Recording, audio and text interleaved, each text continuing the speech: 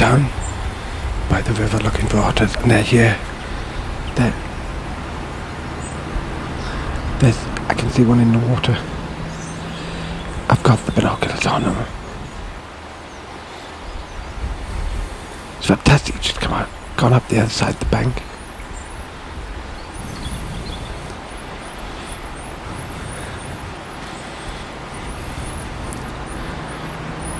Amazing.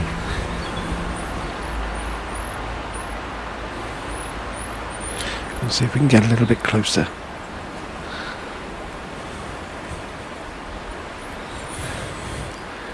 It's the trouble with otter watching on the radio. Beth chanted to keep completely quiet.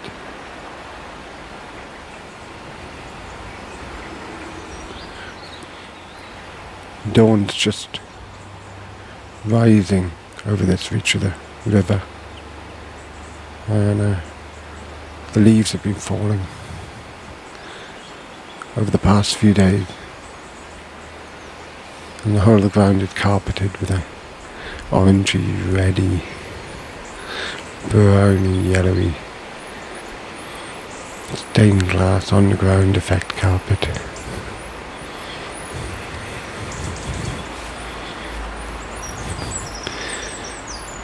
Hope that wasn't it for my otters.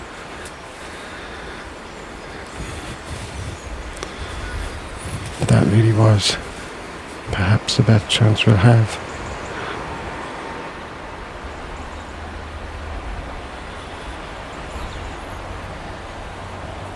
You see, this is why those dedicated nature watchers and nature recorders, the wildlife cameramen and sound recorders, spend days sitting in hides wearing camouflage just to get you that fantastic couple of seconds footage.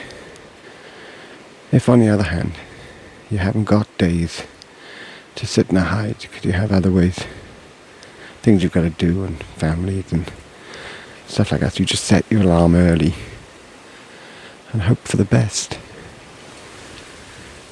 The things you've got to have if you want to see elusive animals and birds: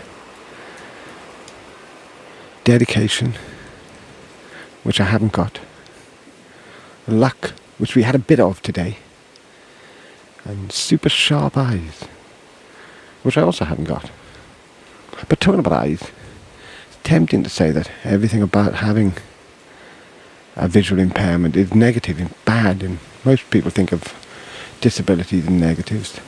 But one of the things about having an impairment, which means that I see the world differently, that I see the world much more like an impressionist painting, like a Van Gogh or a Manet. And I have to say, this morning there's a slight mist coming off the river, and the light of the day is growing and growing. Oh, it looks fantastic. And I can remember what scenes like this looked like when I had 20/20 vision. And in lots of ways, there's no comparison. It may be shorter on detail, but the effects, the light effect, just absolutely amazing.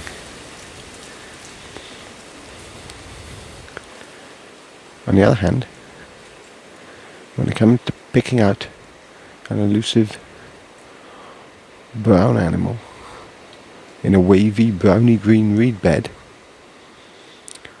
the binocular is a fantastic invention.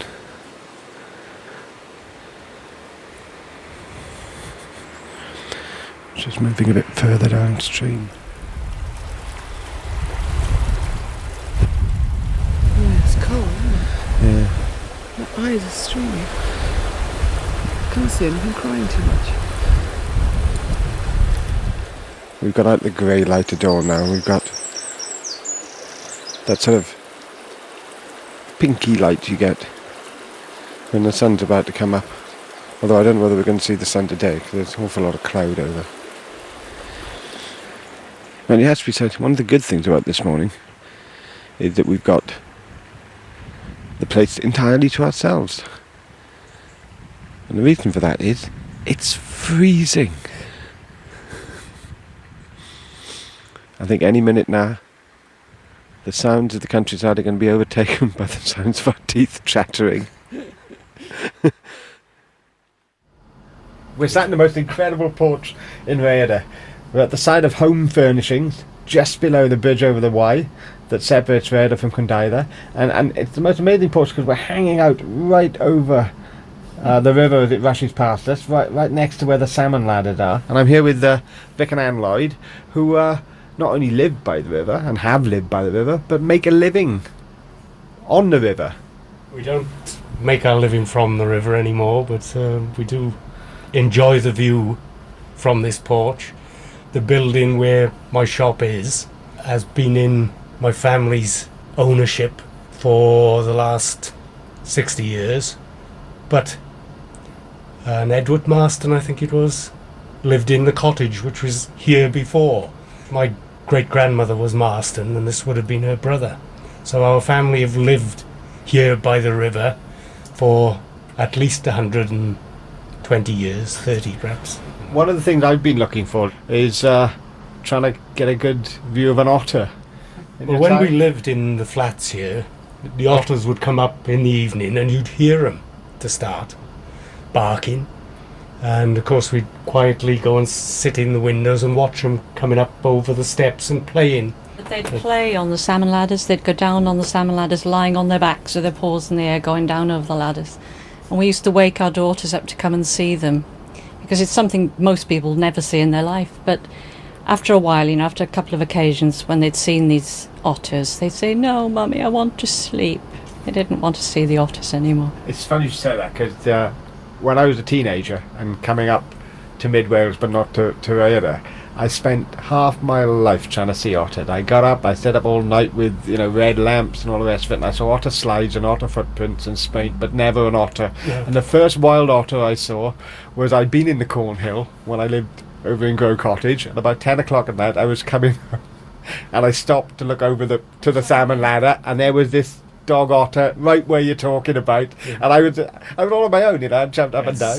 The otters and things like that had more or less died out, because the river, my great uncle was a big fisherman, and when he wasn't fishing he was otter hunting. You never have any fish if you have otters, was the belief. I've heard my father saying about the otters were ferocious fighters when it came to dogs. My great uncle had a lurcher, I think it was, and like my father said, he'd make a terrible mess of the dog. And great uncle thought the world of his dogs, but he didn't think twice about going hunting for the otters. And now in the background you've got one of the sounds of the countryside. We're no longer just defined by the twittering of the birds and the rustling of the leaves, but on sunny days it's mowers, and today of course it's that other natural, idyllic, the mating call of the chainsaw. Now I don't know, it's Sunday morning and it's only just past dawn, so I wonder who thought it would be a really good idea. I know, I'll get up at dawn and go and chainsaw. Oh, there goes the hound of the Baskervilles. What he's actually shouting is, "Death to the squirrels! Death to the squirrels!" Fortunately, the squirrels have become well aware of this battle cry, and very wisely run away. Yeah, there's a tree that's lodged on the bank, washed down when the river was high about a week ago, and there's a guy sewing it up. Looks like Gary. Just want to point out that this abominable racket that we've just been listening to, barking dogs, and is only literally minutes later on a different part of the river, from the peace and quiet of the birds and the otters that we heard before.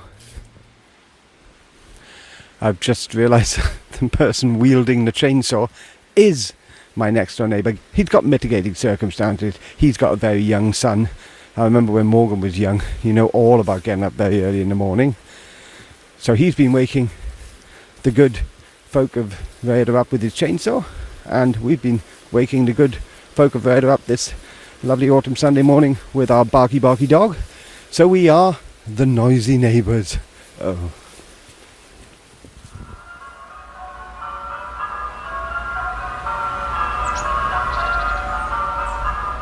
What you can hear are the bells of St. Clement's. St. Clement's is Rhayader's church, standing high on the bank above the river.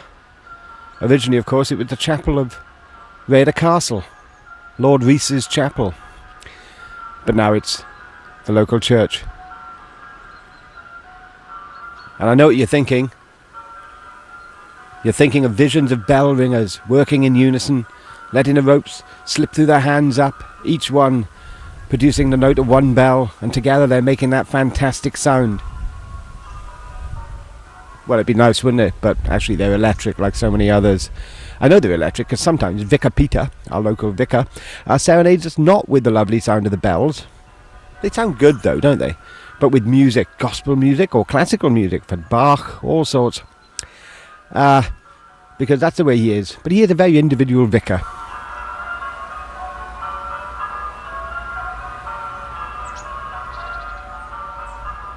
This is one of my favourite parts of the day. Go out for the end of the afternoon, early evening walk with Sparky the Harris Hawk. Some of you might remember Sparky. You might have met him before. Off we go. The afternoon river stroll is Sparky. He's 11 now. Hump! And he's caught it. I threw a bit of meat up in the air and he's caught it and he's swooping right round me in a big circle. There you go again. We'll go over by the side of the river. Come on in. One of the joys of going out at the sun dips into the western horizon with a cooperative hawk is that it gives you this feeling of oneness with nature. One of the irritating things about going out with an uncooperative hawk is that it doesn't. Ah, that's better. You want to come and know me now, do you? But not for long. Back into the trees. All the sea falconers doing this crazy dance and looking over their shoulders before they go behind a tree to take a leak. Because if you think about it, the hawk comes into you when it sees a piece of meat in your hand. We're walking down the left-hand bank of the river. It's quite dangerous in some ways flying a hawk this close to a big river because it can flow very fast, and the one time I was out with Sparky and he dived straight at something into the river. For a moment I thought, wow, I've got the world's only fishing Harris hawk. But then I realised it wasn't a fish, he'd gone in after a rat, and the current pulled him right out into the middle of the stream, and I was very worried he was going to get waterlogged and go down, but he was going far too fast for me to get in, so I was shouting at him. Anyway, he had the sense to let go of the rat and then heaved himself out of the water, absolutely dripping wet, and kind of crash landed in at my feet. And he was so soaked through, I had to take him home and dry him with a hairdryer. He still dives into the river at a moment's notice. The ducks have all got used to him, and as soon as they hear the bells, they just dive and swim underwater for an incredible distance before sticking their heads out and going off, usually shouting at him. It's a kind of armed neutrality, really. He's trying to hunt them, they're trying to drown him. You're going flying, come on, come on. Off we go.